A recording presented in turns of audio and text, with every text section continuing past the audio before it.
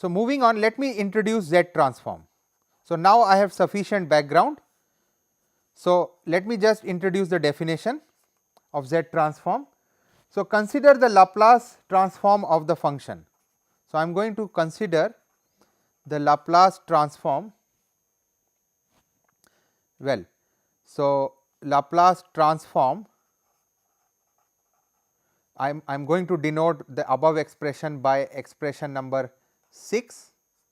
So, consider the Laplace transform of 6 above.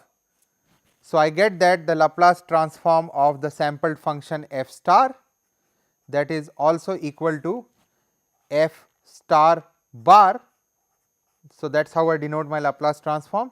This is also equal to summation n from 0 to infinity, it is equal to f of n t times. So, this is the delta function, we take the Laplace transform, I get e to the power negative n t s. So, then we have that, note that if I were to introduce, let me introduce a new variable, introduce the variable, the complex variable z. I am going to introduce the complex variable z, which is given to be e to the power negative e to the power s t. So, e to the power s t. So, then my Laplace transform of the sampled, well, the output function or the output sampled function is summation n from 0 to infinity f of n t e, well, z to the power minus n, and that is how, this is what the z transform of the sampled function is. So, z transform of the input which are described at equidistant point of time point. So, then let us further, let me call this as my expression 7, and I am going to slightly simplify this expression 7 by saying that without loss of generality,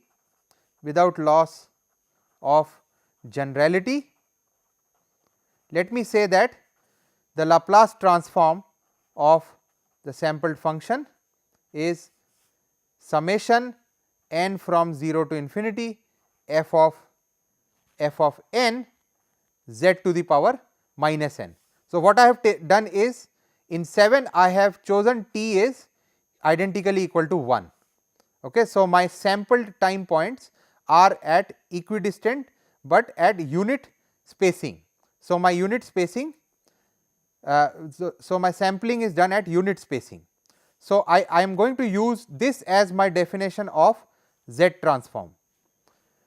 So, moving on, well, before I move on, I just want to highlight. So, let me call this as 7, well, 8 now. So, that is the definition of Z transform I will be using. So, 8 is defined, I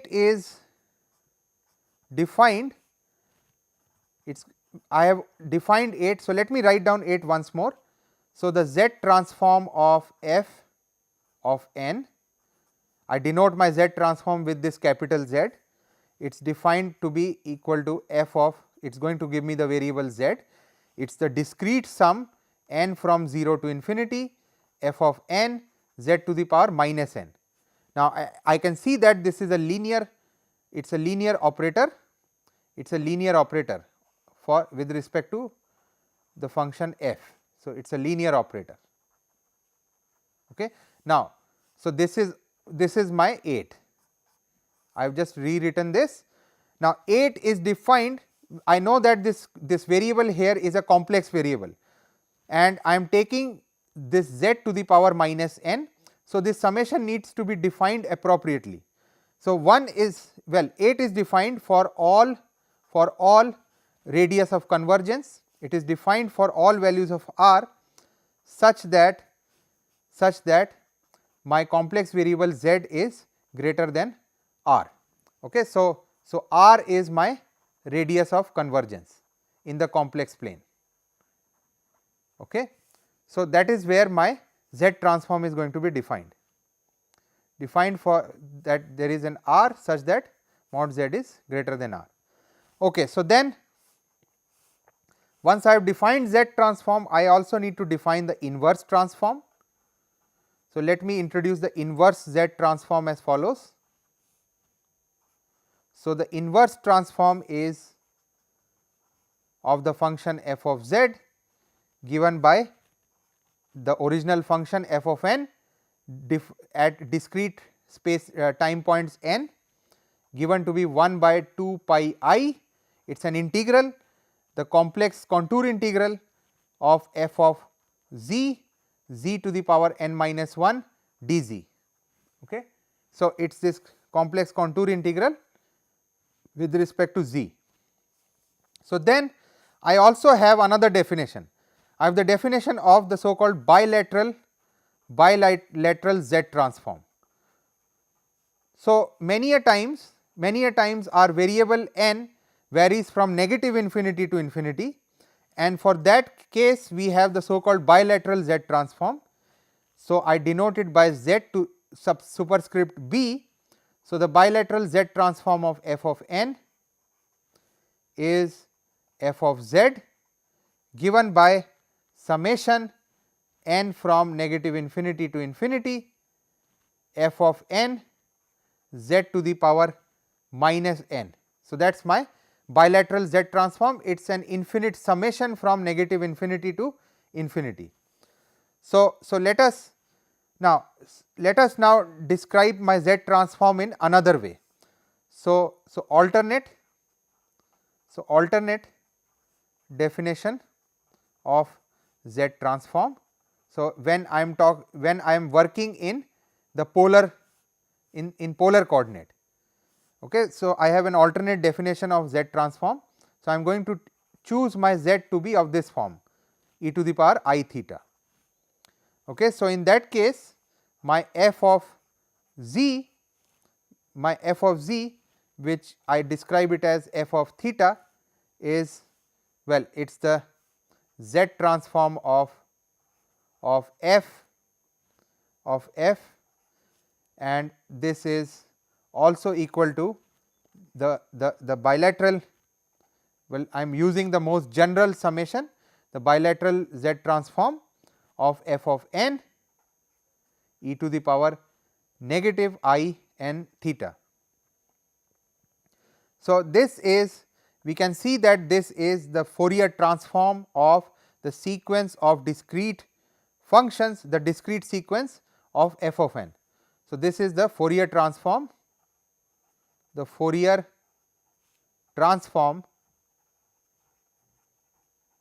of the sequence f n from negative infinity to infinity. So, that is the Fourier transform of the sequence here. Okay. So, I have introduced almost all the definitions that I need to work with Z transform.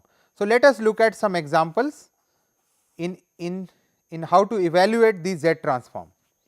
So, the simplest case is the one when I am given a function which is a constant, let us say a to the power n, and I take n is greater than 0. So, I am going to use my Z transform, not the bilateral Z transform. So, in this case Z of a to the power n, well, so Z of a to the power n will be the summation n from 0 to infinity f of n z to the power minus n. So, I get this is the summation n from 0 to infinity a by z to the power n. I see that this is, if I were to choose that mod a by z is less than 1, I see that this summation is 1 by 1 minus a by z. Okay. So, here I have assumed that mod z is greater than a. So, mod z is greater than a here. So, then let me just simplify this expression a little bit. So, I get that the Z transform of a to the power n, after multiplying the numerator and denominator by z, I get that this is equal to z by z minus a. where of course Z has this following radius of convergence r equal to a. Now, in particular if my a is equal to 1, then my Z transform of 1, I just plug a equal to 1. So, that is 1 is 1 to the power n. I get that this is equal to the following expression. So, of course, defined for all values of Z greater than 1. Okay. So, then let me call this as a part of the example 1 only. So, 1a. So, then I have one more example. I need to evaluate the Z transform. So, I am given that f of n is n a to the power n, and I have to, well, of course, n is greater than 0. So, I need to only evaluate Z transform. Then Z of f n, let us see what is the Z transform. This will be the discrete sum n a to the power n Z to the power negative n.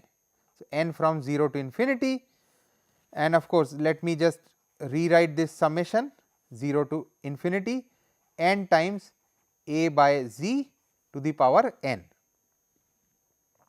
Notice that this is again another geometric series. So, again check that this summation of the series is given by a by z divided by 1 minus a by z. Okay. So, I am assuming again that mod z is greater than a. So, that is the assumption where I can apply. So, this is a geometric series that can be summed quite easily, and it is left as an exercise to the students. So, please sum this geometric series to arrive at the fact that I get this sum. So, let me just rewrite this. I get that this is equal to a z by z minus a square. Okay. So, what I have is only in this particular range. So, mod z is greater than a. Well, I am not given what is the sign of a. So, let me choose mod z is greater than mod a. Okay. So, that is the general case. So, then let us look at another example. I am given a function f of n to be e to the power I n x.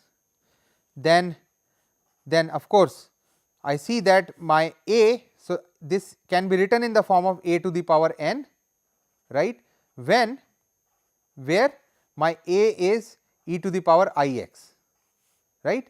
So, my z transform in this case, z of f of n, my z transform is, I am going to directly apply my result described in example 1. This is also equal to z divided by z minus e to the power I x. Okay. So, if I were to find, let us look at an example which is linked with example 3.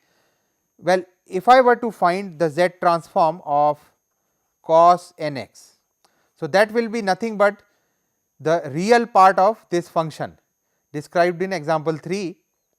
So, all, and I know that the z transform is a linear operator. So, then all I have to do is find the real part of this expression. So, real part of z minus e to the power I x. I see that after finding the real part, let me just give you the simplified expression. I get that this is equal to z times z minus cos x divided by z square minus 2 z cos x plus 1. Okay. So, what I have done here is I have expanded e to the power I x using my Euler's formula and just found out the real part of the expression. Okay. So, then similarly, I can find what is the z transform of sine nx. The z transform of sine nx, again that will be the imaginary part of the same expression z by z minus e to the power I x, and that is given by z sin x divided by z square minus 2z sin x plus, well, it comes out to be cos x plus 1. So, I am just providing the answers. The students are asked to check the results here. Okay. So, this is a direct, all students have to do is to express this exponential using Euler's formula and do suitable rationalization to come to the imaginary part of this expression. So, that can be readily checked. Okay. So, then I have one more example.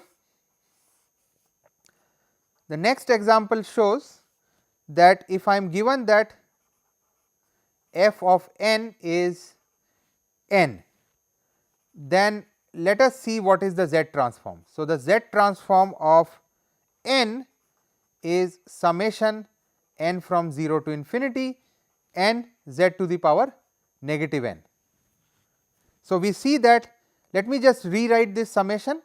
So, let me just say that this is certainly this is equal to, I am going to multiply by z and I am going to divide by z in the series. So, this is n times z to the power negative n plus 1.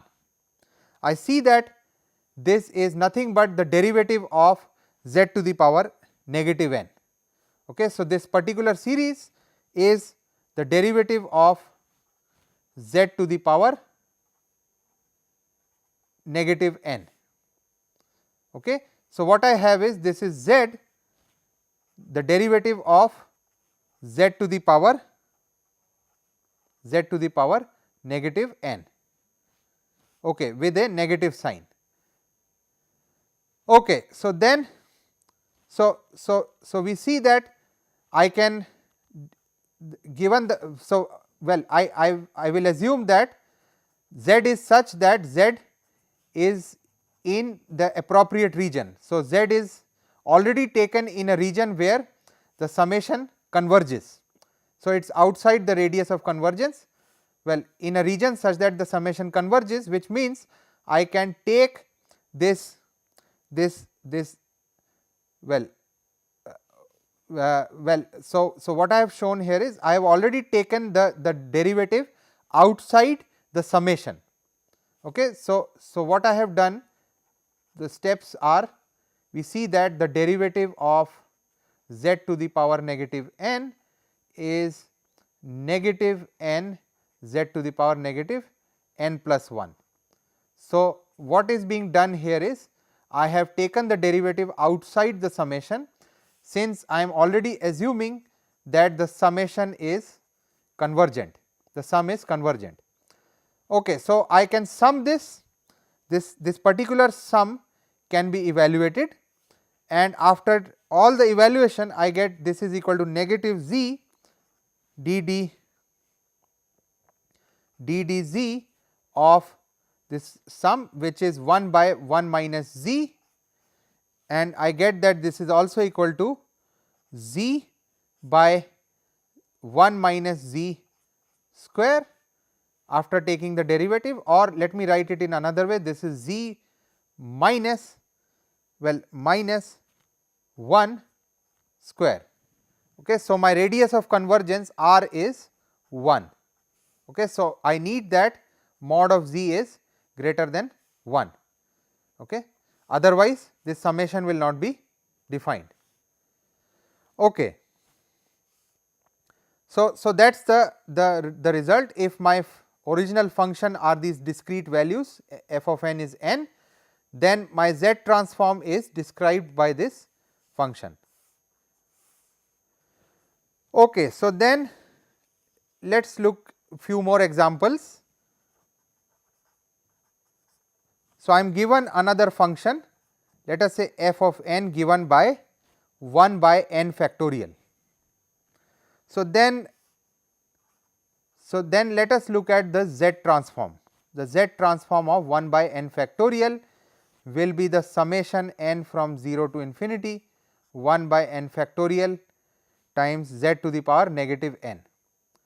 Notice that this particular summation is, well, of course, we have to assume that z is in an appropriate region, and in this appropriate region this summation is the exponential of 1 by z. So, if I were to expand the e to the power 1 by z using Taylor series, I am going to get the following summation. Okay. Well, this is for well all z, because this exponential is an entire function. Okay. So, well all z not 0. Okay. So, outside this range I have that this exponential is an entire function. Okay. So, then I continue to look at some other cases. So, the next example asks, find the z transform of cos hyperbolic n x, cos hyperbolic n x. So, then the cos hyperbolic function z of cos hyperbolic of n x, this is also equal to, let me just rewrite this hyperbolic function in terms of the exponential. So, this is e to the power, so z transform of 1 by 2 e to the power n x plus e to the power negative n x. So, that is the z transform, and again I use my first case, my first example to arrive at the fact that this is nothing but 1/2 of z by z minus E x plus z by z plus e to the power x, right. So, z by z minus e to the power x plus z by z minus e to the power minus x. Okay. So, let me just rewrite this second term, this is z by z minus e to the power minus x. Okay. So, then this can be further simplified. Let me write down, let me just leave the steps and write down the answer. The steps can be verified by the students to come to this point. So, this is after all the simplification I get the following expression. So, this is z times z minus cos hyperbolic function of x divided by z square minus 2z cos hyperbolic function of x plus 1. So, there are some steps which I have not shown. So, I ask the students to check that indeed from this expression I arrive at this particular expression here. Okay. So, then let us look at another example. So, then the next example tells me that if I am given that f of n, the function is a periodic sequence. Okay. So, it is a periodic sequence, of integral period. So, let us look at the z transform of a periodic function, and the function is periodic with integral period n. Then I am asked to show that the z transform of this function,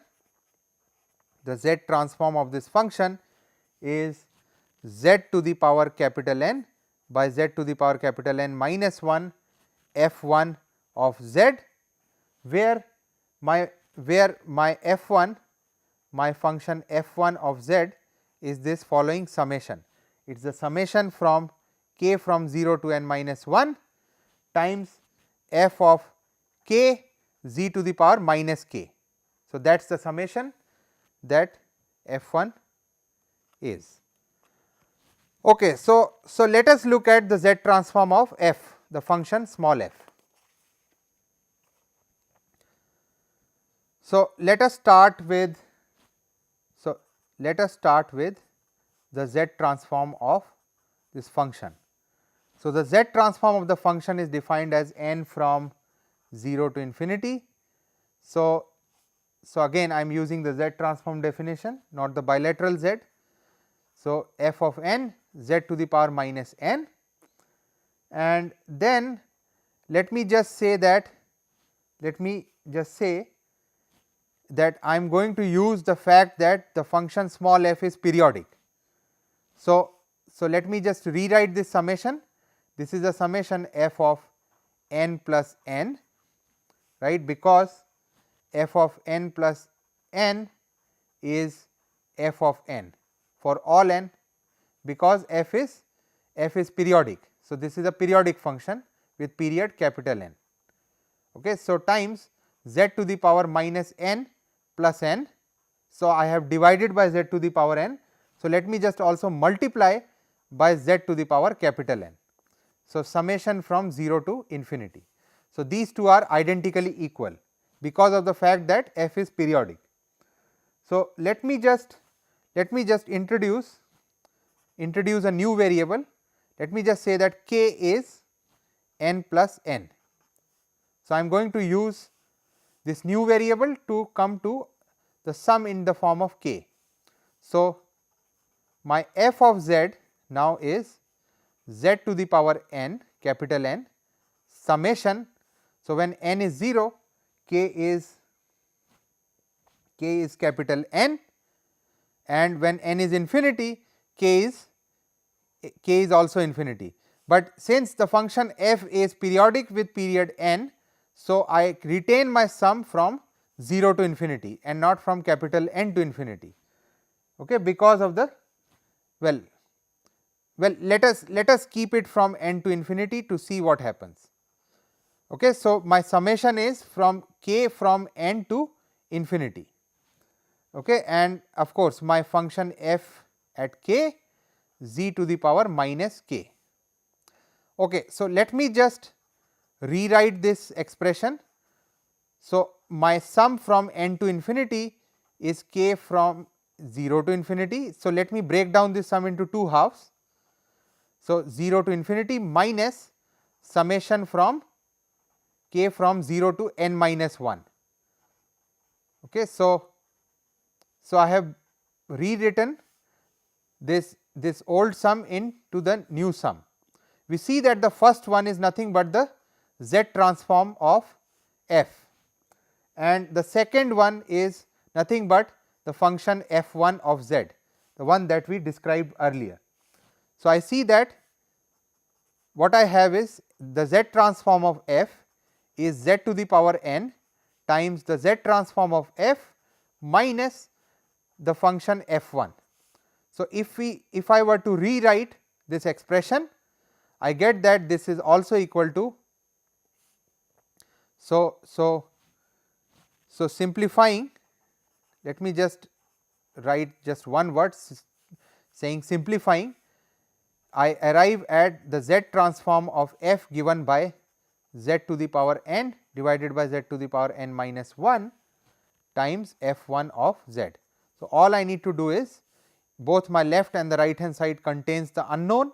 So, just club all the unknowns together and divide it to come to this following expression. Okay. So, then let us now further look at some other properties of the Z transform. Okay. So, let us come to some other properties of Z transform. So, let us look at some properties, some basic properties. I am going to start describing the properties in the form of theorem, and we will see that these properties are quite useful in describing certain difference or differential difference equations and transforming those equations using Z transform. So, let me call the first property as the translation property, and it tells me that if I am given the Z transform of f of n to be capital F of z, and I am further given that m is positive, then I am also, well, the result shows that there are two results. The first result shows that the f of n minus m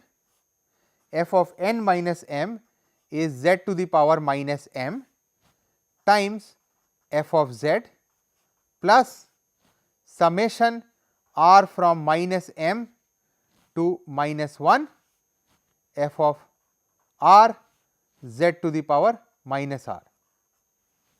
Okay.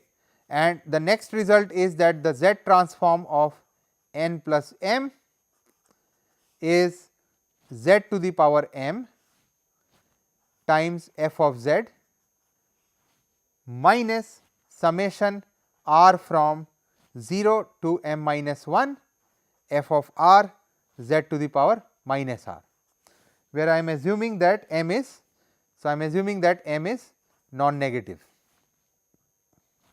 Okay. So, in particular, let us look at the case of m equal to 1.